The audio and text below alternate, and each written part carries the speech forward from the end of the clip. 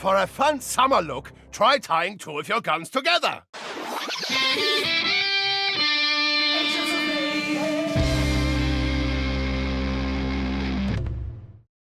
Agents of Mayhem is full of clever, inventive ideas, none of which are fully fleshed out. In fact, nothing in this game feels quite finished, which is the overbearing problem. Agents of Mayhem is brimming with potential and can be quite a bit of fun, but it's inevitably dragged down by the fact that every little element, no matter how much promise it has, always consistently feels so half-baked. Very good. I shall freeze your balls off. Taking place in a futuristic Seoul, the titular agents of Mayhem take to the streets to fight Legion, a chapter of which is headed up by this particular game's antagonist, Dr. Babylon.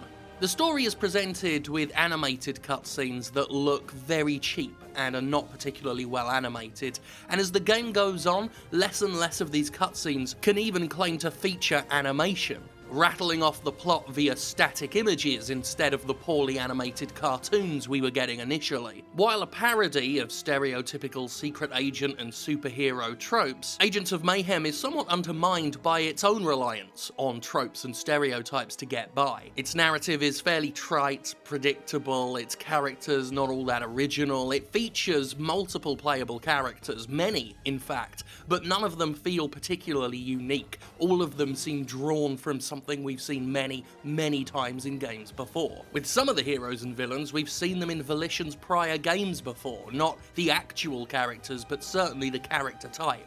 And at times, Agents of Mayhem relies on that nostalgia for Saints Row to present a game that looks like it should be a follow-up to Saints Row, but is actually far more of a low-rent Crackdown. And in terms of gameplay, you can do a lot worse than a low-rent Crackdown. It's been a long time since Crackdown 2 happened, and it looks like it's going to be quite some time now before Crackdown 3 happens. And in terms of satisfying that itch for some basic open-world destruction, Agents of Mayhem fits the bill adequately. Go get him, boy!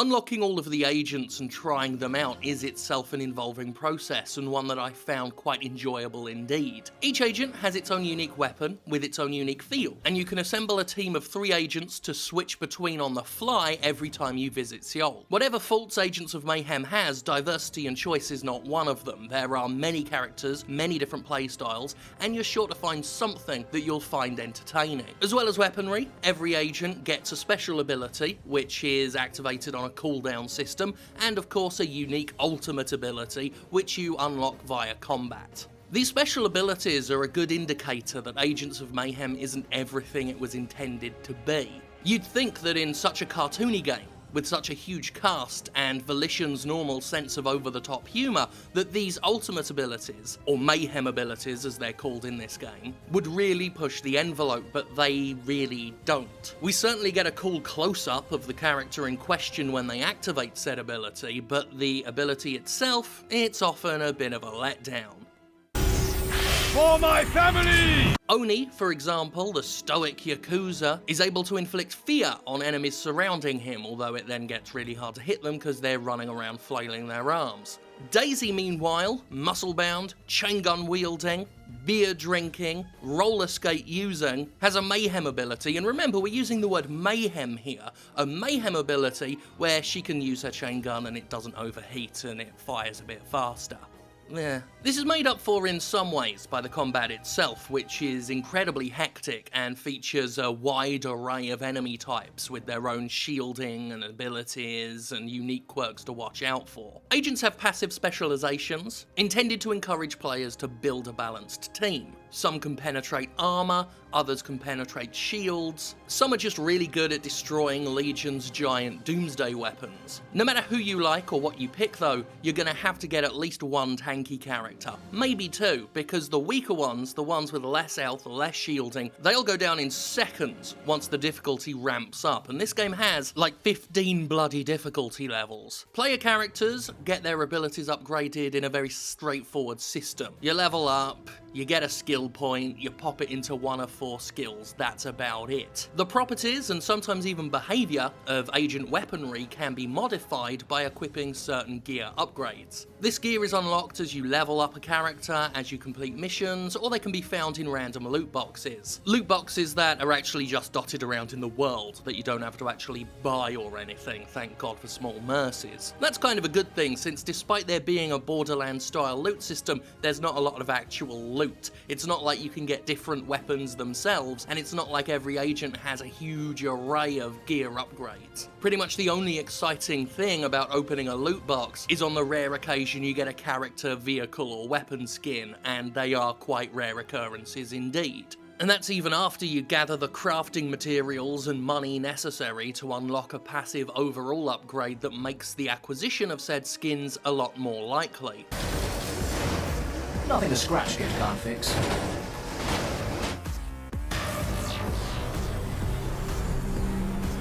There's the gravity dominating thing I told you about. Wow, look at it. Seems to be shielded from attacks though. Try taking out those tall pylons on the floating platforms. And please don't get sucked into it. I'm pretty sure that would be bad. Hurry back.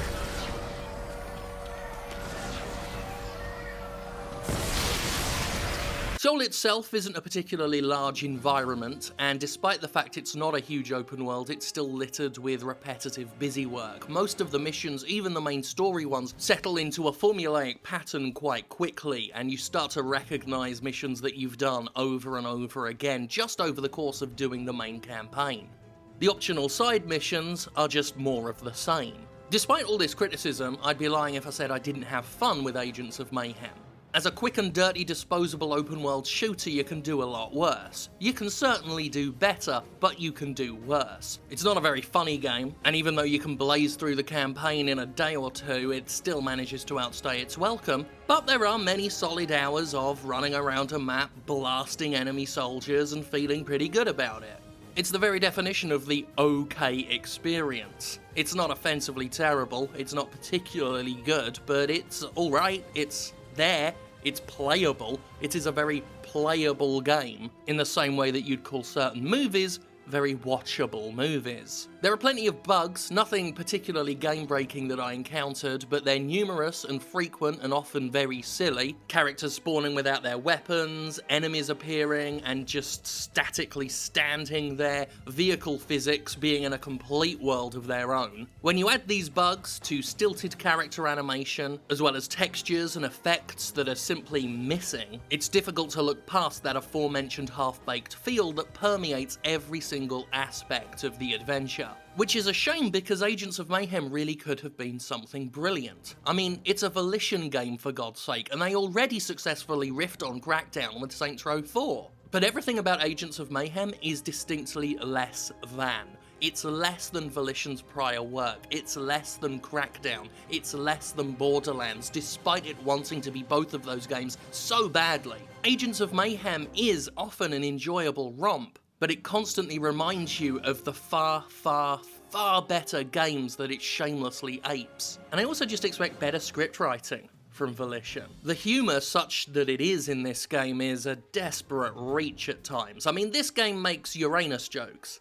Constantly. Not enough to loop around from unfunny to funny. It just repeatedly points out that Uranus sounds a bit rude ha-ha, as if it's 1992. The humour's dated is what I'm trying to say. As dated as Uranus jokes, because it keeps telling Uranus jokes. Maybe they come from Uranus. Ha! That's funny! I don't mean to be a prude, but please, no jokes about Uranus. The ancient Greeks worshipped Uranus. Today, we know Uranus as the 7th planet from the Sun and the 3rd largest in our solar system. In March 1781, British astronomer Sir William Herschel observed Uranus through his telescope in Somerset, England.